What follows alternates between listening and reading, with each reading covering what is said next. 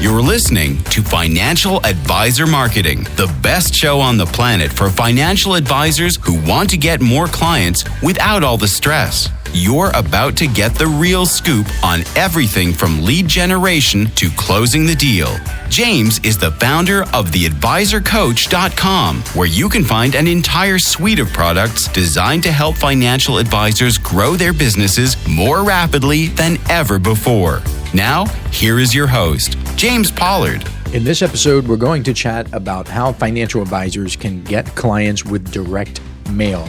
I'm not sure if I've ever discussed direct mail on this podcast before. I think I have. I'm pretty sure I have, but I have a list in front of me going back to episode 200, and I don't see any episodes about direct mail. Maybe I've missed something. I have this sneaking suspicion, this feeling that yes, I have talked about direct mail, but I cannot find it. I might have had an episode before episode 200, but I haven't done anything about mail, direct mail, sending letters, anything like that since at least November 2022 that I can see. So we're going to talk about it now. Real quick plug. I promise I won't spend forever on this. This episode is scheduled to air November 25th. The deadline to lock in your spot for the December Inner Circle newsletter issue, which ships on December 1st. So the deadline is November 30th at 11:59 p.m. Eastern Standard Time. Also, the price of the newsletter is increasing to $199 per month on January 1st, 2025, but all subscribers prior to that date will be locked in at the $99 per month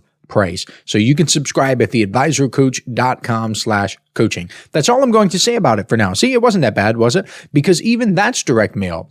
I mail a physical newsletter to financial advisors in all 50 states and multiple countries around the world. I spend tens of thousands of dollars per year on printing and shipping cost alone. But in this episode, I want to talk about the sort of direct mail that gets you clients, not the kind that goes to existing clients. Like in my case, the mail goes to Inner Circle members. When I talk about direct mail for financial advisors, I'm almost always talking about a simple letter that goes to people in your target market and gets them to do something. That something is usually calling your office, because I've noticed a higher response rate with phone calls, but it could also be going to your website to schedule an appointment. It could be sending you an email, but I like to do phone calls as the primary call to action, and then going to the website or scheduling an appointment or emailing you as the secondary call to action, because that way you give people a choice. And in psychology, that's super important. You're shifting the decision from, do I reach out to this financial advisor, to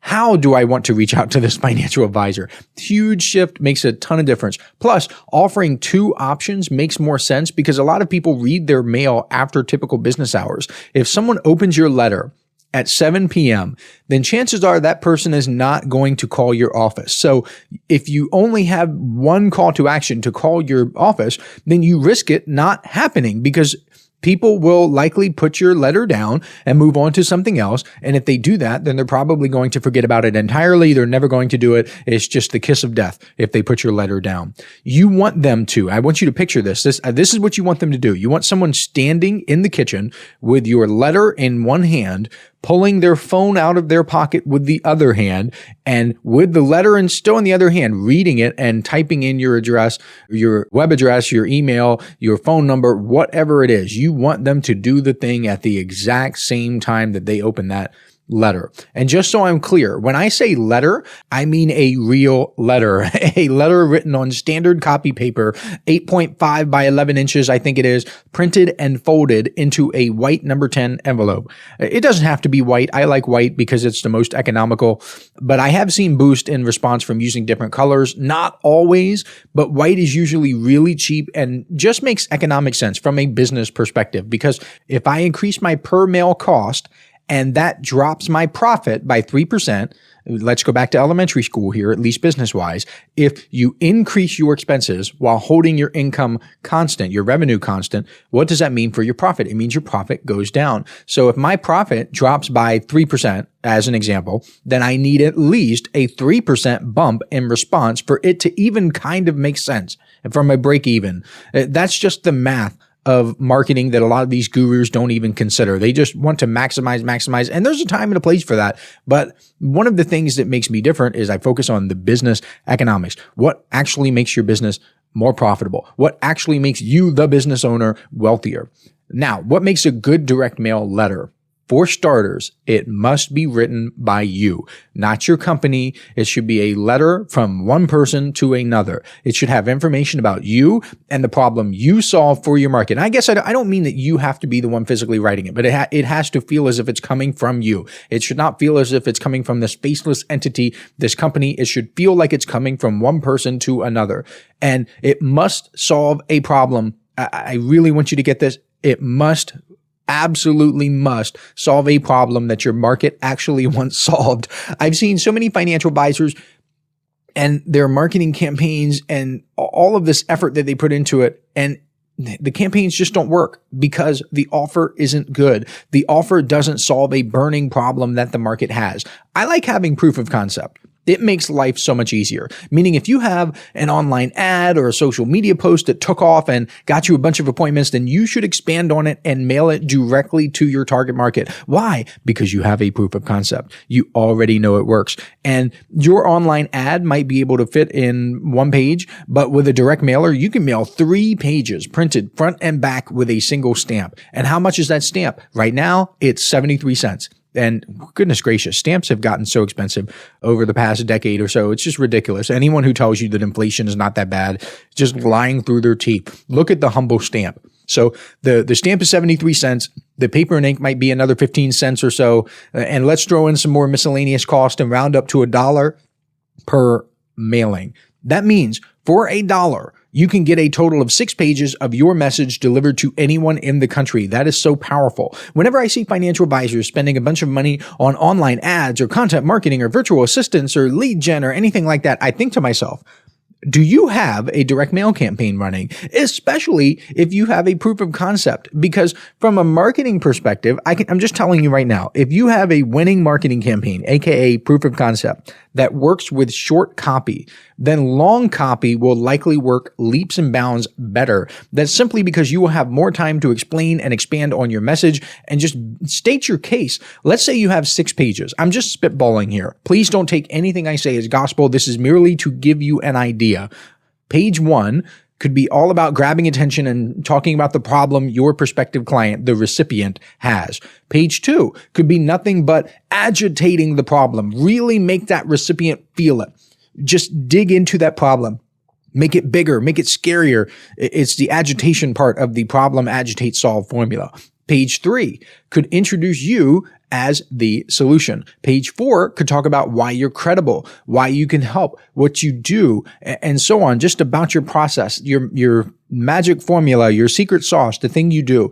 And then page 5 could segue into a strong call to action where the recipient could contact you to solve that problem. And after that, page 6, you've got another page left. That could be your PS. And the PS could be where you insert a bunch of frequently asked questions that, here's a big secret, they secretly handle objections. Ooh, that's so powerful. Like one question could be, what if I've never worked with a financial advisor before? Or do you have account minimums? Or how long will this take? Questions like that. It's a very, very effective technique. You're answering questions, but what you're secretly doing, this is top secret now, is handling objections. Because when they get to the end of that letter and they think to themselves, well, what about this or this or this or this? Boom, right there, you answer those questions. So my point is, you can accomplish way more with 6 pages in a simple direct mail letter that, again, only cost roughly $1 than you could by trying to push and push and push in other mediums. Now, I want to go back to the little bit I mentioned about credibility. On the second Tuesday of every month, I host office hours exclusively for my Inner Circle newsletter subscribers. We get together, we hang out on Zoom, we talk about whatever is on their minds. And I mean that. I have nothing planned. It is extremely casual. There are no presentations, no lectures, nothing. I just sit there ready to serve, ready to help, ready to be of service. Well, back in the October office hours session, an Inner Circle member shared a rough draft of a direct mail piece he wrote. It was super impressive. And it was one of the best direct mail pieces I've seen in a long time from a financial advisor. Because a lot of financial advisors, they do an okay job. It's just that they've never tried it. They've never honed their skills. Like they get a pass. They're not supposed to be excellent at it. I never expect them to even be above average, especially not on the first try. That's what the office hours are for. But this guy He was almost all the way there. He just needed to touch it up a little bit. It was very, very impressive. We ended up going through his letter line by line and improving it along the way. And I'm not going to give away all of the secrets for free, not in this free podcast episode, but I will give you a few things that might help you. For example, one of the reasons I like the Inner Circle members direct mail piece so much is because he has a lot of credibility. He's a published author. He has been featured in multiple media outlets. And I think he's the president or chairman of some group related to his niche. I don't remember exactly, but it was something like that. In other words, this guy can approach a cold audience and instantly be seen as an authoritative expert. That is amazing. You could send the exact same mailer out with the only change being the credibility, and the more credible mailer will likely get better results. I'll use myself as an example. I've been helping financial advisors since 2015, and every year my conversions, not just from direct mail, but across the board in ads and social media and email, everything. Every year my conversions go up just a little bit. It's like a ratchet. They go up and then up again and then up again. Is it because I'm becoming a better marketer? Maybe. But I think the biggest reason, if I'm being honest here, is because I have more credibility. I really think that's the case. I wish I could take credit and say, oh no, my skills are so much better and I'm just, I'm such a good marketer that's why my conversions are going up. And I'm sure that that's part of it. But the biggest part is more likely than not, just the credibility. I've been here for a long time. My results speak for themselves. I'm actually running my own direct mail campaigns right now. Like I dropped off some letters this morning. If I sent that same campaign back in 2015, financial advisors would receive the letters and think, who the heck is this guy? James Pollard. I don't know him. But now when I send direct mail letters, at least some of those financial advisors will think, wait a minute.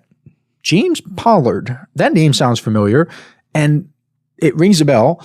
And that is what enables me to get results for myself that truthfully other marketers and coaches and consultants simply cannot get. When financial advisors get something from me in the mail, and they are my prospective clients at this point, my name rings a bell with them. They think about me and they're like, wait, I think I saw this guy on social media, or wait, I think I saw his ad, or wait, doesn't he have the Financial Advisor Marketing Podcast? And that is power. I'll stick to the United States since that's my home country. If you are a financial advisor in the United States and you're on social media, then you have probably seen my ads. Like there's greater than a 99% chance, probably 99.9 at this point, that you have seen my ads on Facebook, Twitter /X /LinkedIn and LinkedIn. And if you are a financial advisor in the United States and you have ever Googled anything about financial advisor marketing or prospecting or business building, then you have likely visited my website. And then throw in the products I have, the email list I have, the podcast here that you're listening to right now, and just all the other marketing assets, as I call them. My direct mail pieces will do better now than they did in 2015 and 2016 and so on and so forth, because I have more familiarity. I have more name recognition in the market, as marketers would call it. If I got back $2 for every $1 spent on direct mail before, I might get $2.50 or $3 or $4 or $5 now. That is huge. And it's a direct result of multiple marketing strategies. Wait a minute. Maybe there's something to that multiple marketing strategies idea. Well, moving on. Assuming you have credibility, what are some things you can do to make direct mail work? Well, if I had to get clients with direct mail, if my life was on the line and I absolutely had to get results, this is what I would do. I would personalize the ever-loving crap out of it. Listen up, financial advisors. This is something special I'm doing exclusively for people who listen to this podcast. If you subscribe to the Inner Circle newsletter over at theadvisorcoach.com/coaching, I will send you a collection of 7 copyright-free emails personally written by me that you can use right away to begin getting more clients. I call these my objection-busting emails because they're designed to overcome the biggest objections financial advisors face. All you have to do is send me an email letting me know you've subscribed, and I will reply back with a link where you can download them for free. I originally offered these in the May 2024 Inner Circle newsletter issue, and it was one of the most popular bonuses I've ever given away. Today, these 7 objection-busting copyright-free emails are only available to listeners of this podcast because I'm not mentioning them anywhere else. Go to theadvisorcoach.com/coaching to subscribe today. Now, back to the show. Honestly, I would write one letter to one person. I would make it obvious, drop dead, can't mistake it, obvious that I wrote the letter specifically for the recipient. For example, an advisor asked me about mailing small business owners. Let's say that one of the small business owners has a coffee shop. The advisor could write, "I love your coffee shop," directly on the direct mail piece and attach an actual receipt as proof, meaning there is no mistaking that this mailer is supposed to go to someone affiliated with this coffee shop. It's not mass mailed. It's not going out to everyone because it's a literal receipt with a financial advisor handwriting on top of the letter, "I love your coffee shop, Joe Smith or John Smith or Sarah," whatever. And that is the proof. I would get a pen. I would write on top of the letter, "John Smith, this is for you." I would circle things. I would draw arrows. I would make it clear that the letter is specifically for John Smith. And in the early days of the Advisor Coach, this is what I did. When I wrote a letter to financial advisors, if I mentioned something like, "Hi, I run theadvisorcoach.com and I can help you improve your website," as an example here, I would circle your website and then draw an arrow, and off to the side, I would say, "For example, I saw you have a banner on your website. I think we could switch it with something, something, something." Or, "I saw you're offering a weekly newsletter on your website. I think I can improve that by something, something, something." That is the personalization.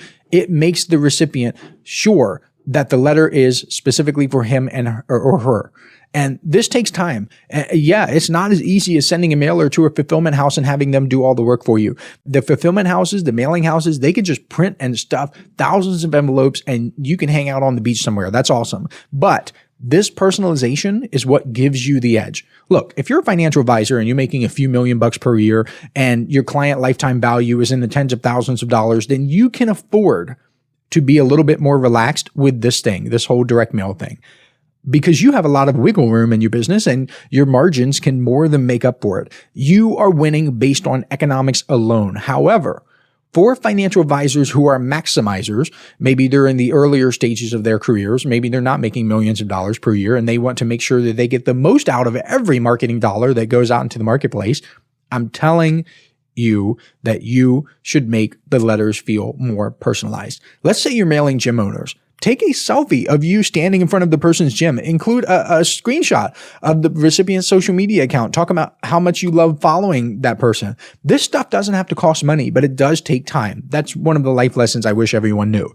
You always pay for things. You either pay with money or you pay with time. When you don't have a bunch of money, you can pay with your time. You can put in more effort. That's the name of the game.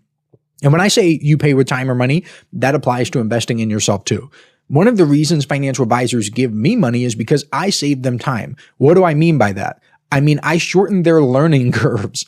I save them years of headache and heartache from trying to figure things out for themselves or from hiring people to quote unquote do marketing, which is one of the worst things you can do, by the way, and then having to start over from square one when things inevitably don't work out. That is how I save them time. If it takes a financial advisor 5 years to learn how to do something amazingly well and just pour rocket fuel all over his or her business, then if I can get that same result in a year by helping the advisor, how much would that be worth? How much are those 4 additional years worth to the financial advisor? So that's kind of where I'm playing from. Here, back to direct mail. Here are some other things I do to boost response. We're going to go kind of rapid fire here. I mentioned the white number 10 envelope. That's my go-to. Are there envelopes that can get a higher response? Yes. But again, I'm a business owner. I'm not just a marketer. I think in terms of business economics. Other marketers might focus on getting the biggest response no matter the cost.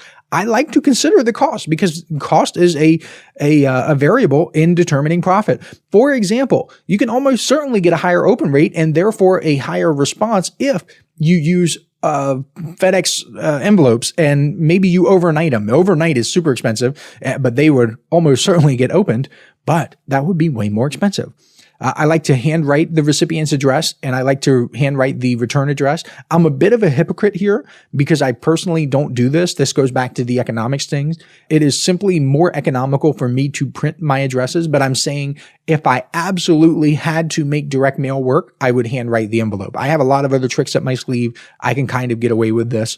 I also like to use a live stamp. This is something that I personally do. I'm not a hypocrite here. None of that bulk rate nonsense.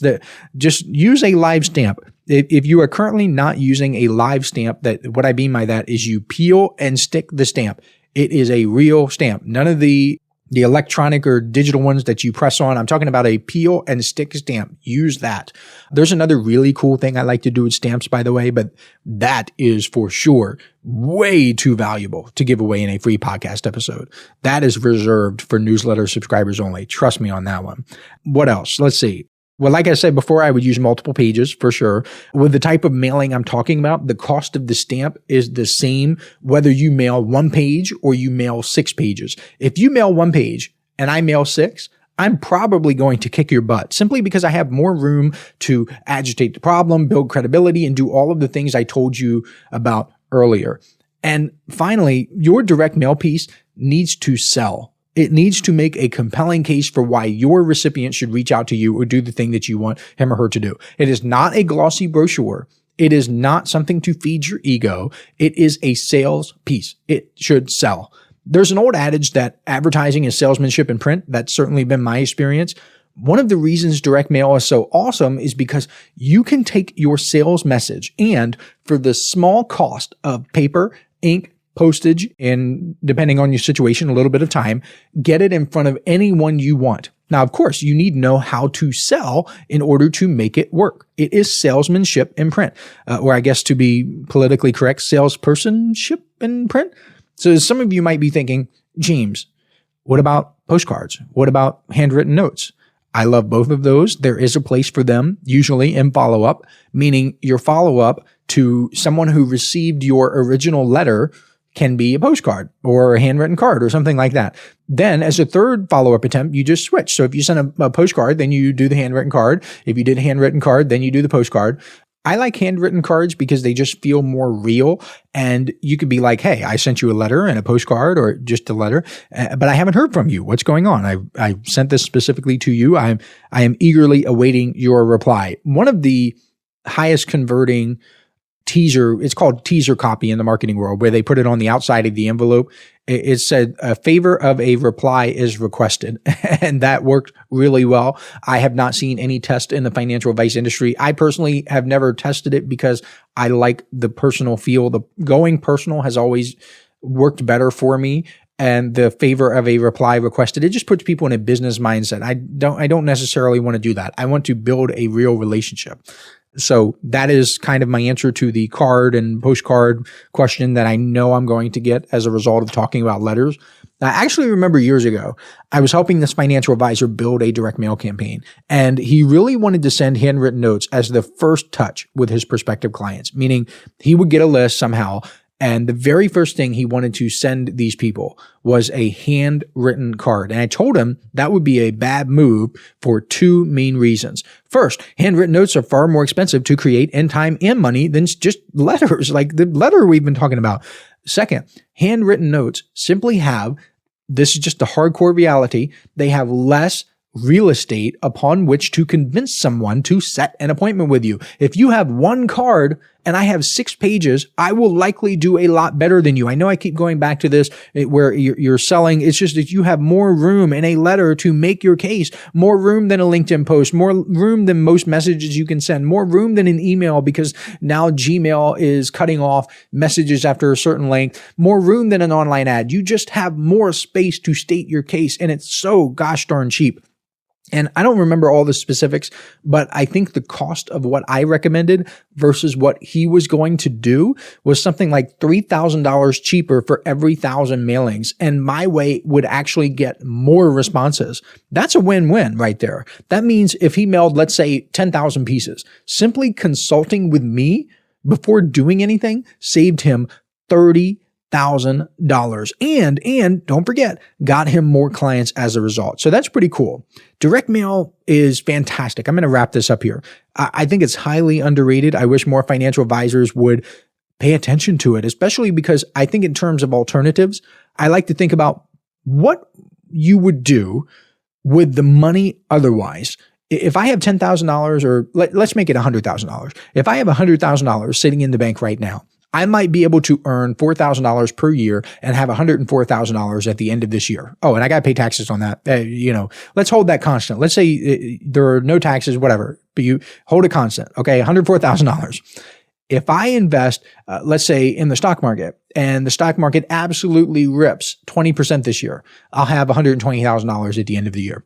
But if I have a strong market to message match, I could mail an offer to people in my target market. So for $100,000, the sky is pretty much the limit in direct mail. I could create an entire campaign. So let's say I budget $5 for each person to mail an entire 3-piece follow-up sequence.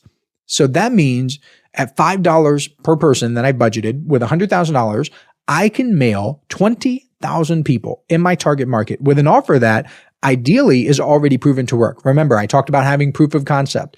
Let's say that a mere 1/2 of 1% of those people set an appointment. That's 100 appointments. Now you need to figure out what your typical closing rate is. Let's say it's 1/3. So that's 33 new clients. Next, how much is each client worth to you? Let's say $5,000 to make the math easy. That's $165,000. Even after factoring in your time, you're probably better off there than you would have been anywhere else, especially because a lot of that revenue is probably and should be recurring, which means what investors call the cash on cash return is extremely high. Like, where are you getting that return? You would get so much money from that initial investment. It would blow the stock market's compounding out of the water. It would blow real estate compounding out of the water. That's another thing I really wish financial advisors understood. They are way too close to the finance world that they need to take a step back and think about actual money math. Like, what is actually going to make them wealthier? I love IRAs. I love 401ks and all that, but there are so many financial advisors out there worried about maxing out their IRAs when they should be worried about total return. They should be worried about wealth. Like, what is actually going to make them wealthy? If you have an alternative available to you where your return on capital is so much greater, then you can always take that money and invest it wherever you choose. That is the fungibility part of money, because money is fungible. I know I said I'm wrapping this up. I don't want to go off on a tangent or anything, but that's one of the reasons how I can tell if someone's a horrible investor. If I see a young guy who has his business rocking and rolling and he goes out and buys a Lamborghini or something and he's talking about hustling and building businesses, I pretty much know he's a moron, because the return on capital, especially in the early days of your business, is so ridiculous, or at least it should be if you're running a good business, that you shouldn't even think about putting it elsewhere. And for financial advisors, the same money that they stuff away into retirement accounts somewhere, and again, I love retirement accounts, could have grown so much more elsewhere, because you need to think in terms of return on investment, return on capital, what will actually build wealth for you. Because, like, is the goal to have a bunch of money in a 401k, or is the goal to build the biggest business ever, or is the goal to actually be wealthy? Really think about that, because maybe the answer isn't in your business. Okay. It's not always going to be. Just think in terms of alternatives. I know I've been talking about that a lot in recent episodes of this podcast, the whole thinking in alternatives thing, but it's what helps people. And to be clear, let me be 100% clear. I know this is the Financial Advisor Marketing Podcast. I have a ton of financial advisors listening. I am not saying you should not invest in your 401k. I'm saying you should be cognizant of your alternatives and choose accordingly. Choose based on what gets you the most money over your lifetime. And chances are, if you're a business owner, that means funneling the money through your business and then investing it. All right, that is it. Seriously, this time I am wrapping it up. If you haven't subscribed to the Inner Circle newsletter yet, make sure you do that. The link is theadvisorcoach.com/coaching. Thank you so much for listening, and I'll catch you next week. This is thepodcastfactory.com.